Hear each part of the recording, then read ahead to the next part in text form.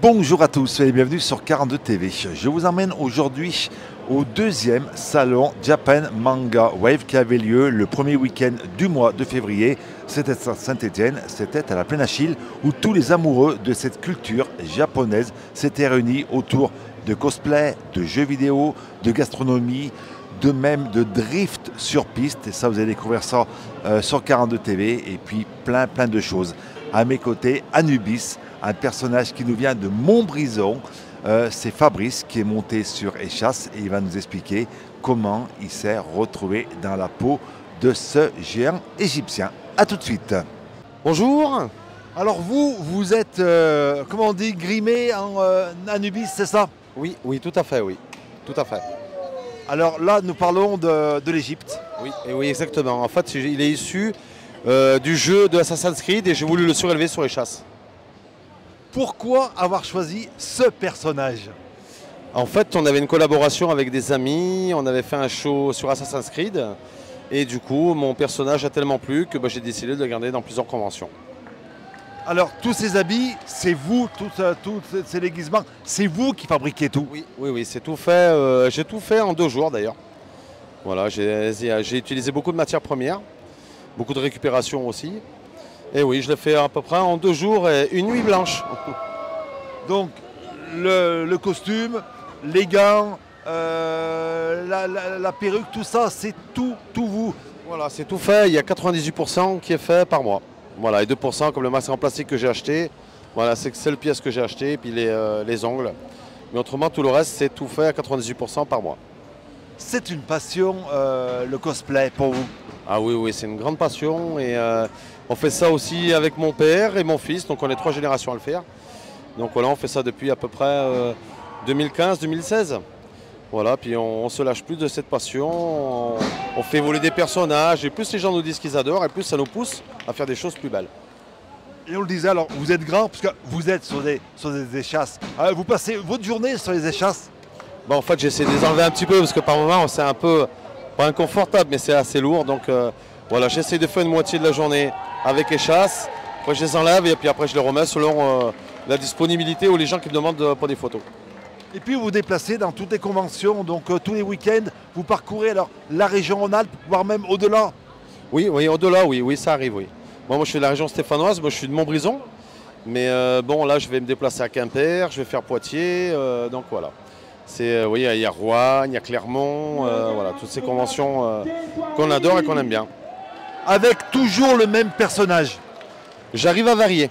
Je varie beaucoup, donc je fais même une petite mémé par moment, je passe complètement du coq à l'âne. Je fais le personnage de Bison de Street Fighter, je fais du steampunk, et encore d'autres personnages qui sont en cours de route, mais que je garde secret. Toutes les années, c'est un nouveau personnage que vous créez? Voilà, oui, ça toutes les années, puis ça dépend aussi des invités qu'il y a dans les conventions. Donc c'est, mettons, comme tout à l'heure, il y avait un personnage qui chante, enfin le monsieur qui chantait le générique de Dragon Ball.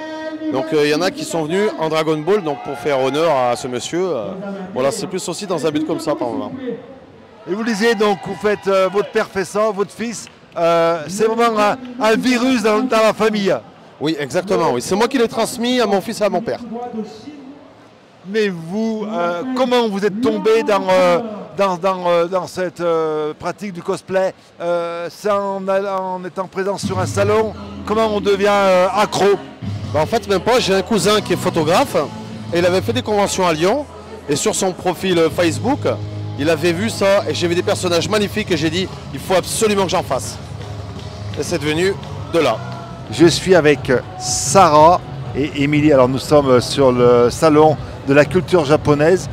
Émilie, bonjour. Bonjour. Vous êtes déguisée en quoi? Alors, on peut être du déguisement. C'est le terme générique, mais c'est du cosplay, c'est ça? C'est bien ça, oui. Oui. Et je suis déguisée en Hela, qui est la grande sœur de Thor dans un Marvel. La différence entre un manga et un Marvel, c'est quoi? Déjà, c'est le manga a une origine japonaise, c'est une culture. Ouais. Tandis que le Marvel, c'est américain, typiquement. Le choix de ce personnage, comment il s'est imposé à vous? Parce que mine de rien, c'est une super vilaine que j'ai pris en compassion. Voilà, tout simplement. Elle me fait de la peine parce qu'elle a été rejetée. et elle se venge. Le costume, les accessoires, comment on trouve ça? Alors, en France, à l'étranger, sur des sites? En France, c'est quand même très compliqué de se les procurer, donc on mise sur les sites et pas forcément qui viennent de France. Voilà. Donc des sites étrangers. En France, il n'y a pas cette culture du cosplay. Alors, c'est en train de venir, pas encore, mais visiblement ça a le vent en poupe, comme on dit. Voilà. Autre personnage à côté de moi, c'est Sarah. Alors vous êtes... Deadpool version fille, donc Lady Pool. Lady Pool. Voilà. Alors c'est qui? Parce que pour ceux qui ne connaissent pas... Deadpool, en gros, c'est le anti-héros. Un petit peu vulgaire, un petit peu violent. Voilà. Et du coup, je me suis mis en version féminin. Comment vous êtes tombé dans cette culture? Parce que la question est valable pour toutes les deux. Comment un jour vous vous êtes dit, allez, je vais me déguiser, je vais faire du cosplay? Ah, je sais pas. J'ai un peu grandi avec, du coup, dans l'univers manga, japanimation. Donc, en grandissant, on a envie de se mettre un peu dans la peau des personnages. Qu'est-ce qui vous plaît dans ces personnages, dans ces mangas? C'est quoi l'accroche? Bonne question. Je sais pas, le fait que ça décroche un petit peu de l'univers du monde réel. Voilà, ça permet de s'évader un petit peu. Voilà. Pareil, même question, comment vous êtes tombé dans cette culture? Comment un jour on dit, allez, je vais me transformer? Moi, c'est une amie il y a fort longtemps qui faisait du dessin japonais, qui était de culture japonaise et qui aimait bien le cosplay, mais je n'avais jamais trouvé d'acolyte pour le faire jusqu'à ce que je rencontre Sarah. Voilà. Et c'est en discutant que justement, elle a découvert que j'aimais le cosplay et on a fait 3 conventions jusqu'à présent. C'est la 3e. Donc c'est récent votre découverte? Ah oui. Oui, c'est relativement récent, oui. Oui. Mais on compte en faire, je pense, plein d'autres, dont une la semaine prochaine.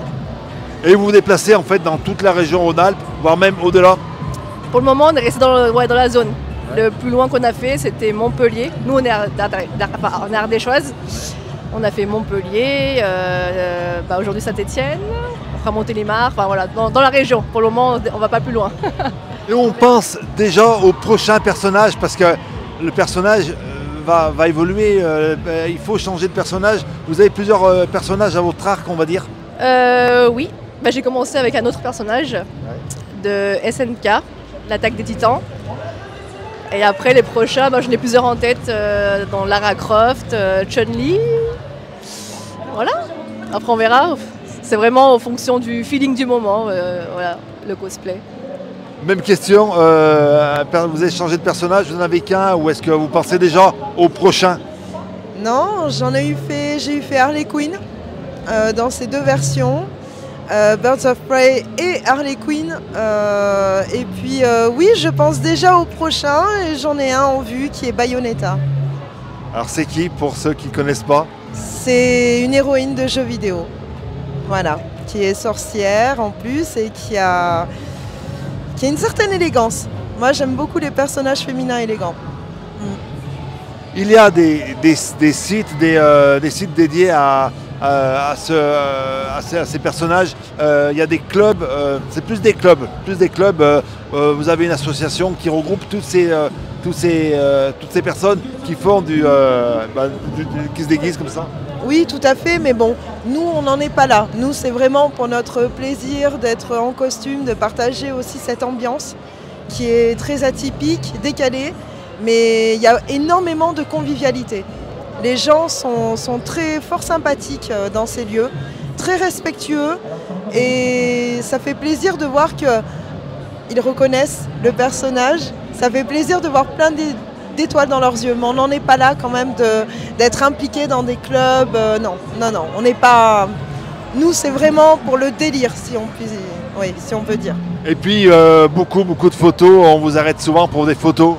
Oui, à peine on est arrivé, on n'a pas eu le temps de faire le tour de la salle.